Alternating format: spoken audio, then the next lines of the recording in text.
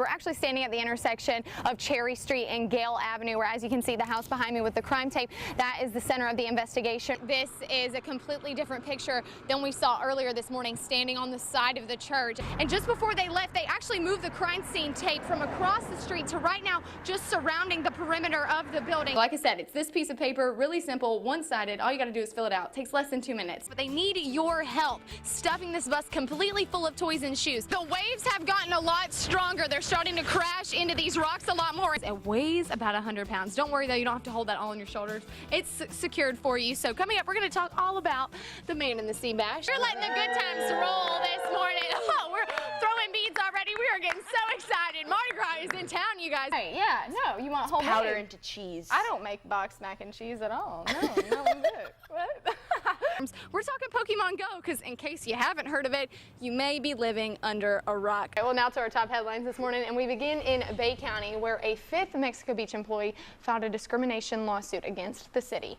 And authorities say they are awaiting autopsy results to identify a man killed in a Panama City Beach house fire last week. Yeah, News 13's Megan Gannon has been following the story overnight. Joins us now with the latest. Good morning, Megan.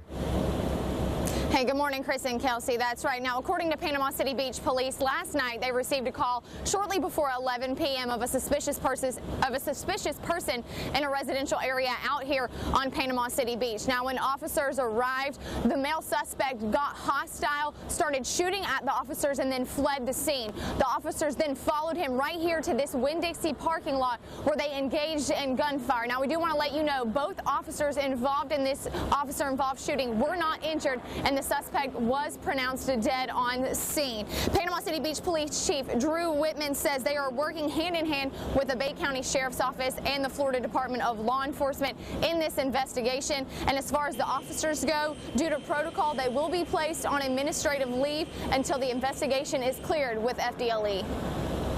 Once they're cleared of it, we'll make sure they're taken care of and their family's taken care of, and then we'll bring them back to work when they're ready to come back to work. This is a very hard time for the officers. So we'll work with them and we'll make sure they're taken care of, but the main thing is they're fine and they're going home tonight. Now, there is only one person involved, one suspect involved in this case, and his name has not been released yet from the Panama City Beach Police Department, and they do believe that he is from out of town, that he is not a local person. Chris and Kelsey, back over to you. News 13's Megan Gannon joining us live from the scene with the very latest. Megan.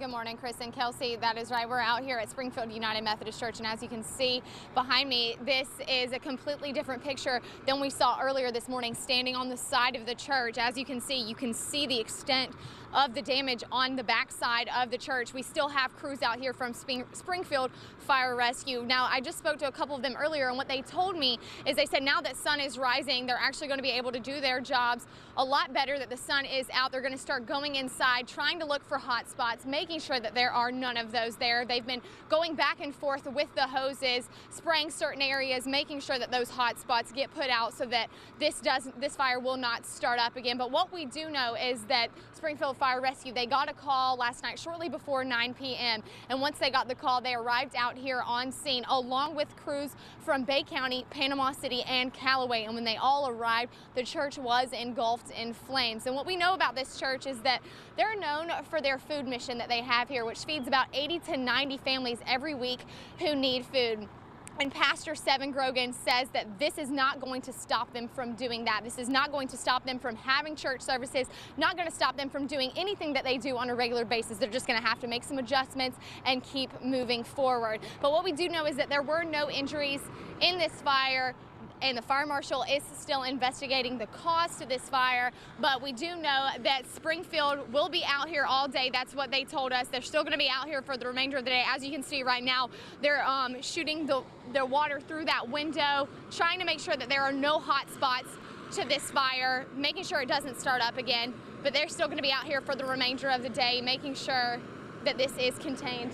And like I said, it's still under investigation, but if we get any new information, we'll make sure to bring it to you guys as soon as possible. Chris and Kelsey, back over to you.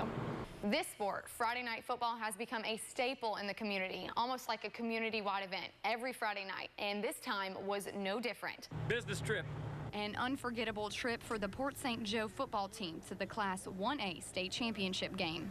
we relish the moment. We know it's not often that you get this opportunity. And an opportunity to represent an entire community. You know, our local commissions, county and city, law enforcement, our employees, everybody's excited. Excited to send the team off, showing them the community has their back. The Florida High School Athletic Association allots each school that's going to the state championship game 300 pre-sale tickets. Now, last year, Port St. Joe, they didn't sell all of their tickets, so they had to give around 100 back. This year, they sold out within days of getting those tickets, and they're hoping to fill the Citrus Bowl in Orlando just like they fill Shark Stadium on Friday nights.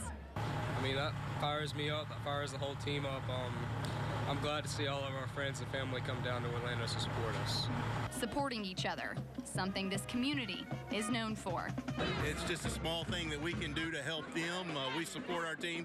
All our officers wear PSJ hats to football games and school events, and we even have some purple and gold on our patrol cars.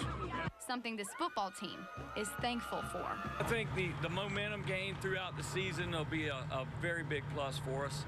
And I think it'll add to the kids' spirits. You know, it's great to have our community behind us. You know, some towns doesn't have this, but you know, Port St. Joe's always going to come out and support us. Supporting them all the way.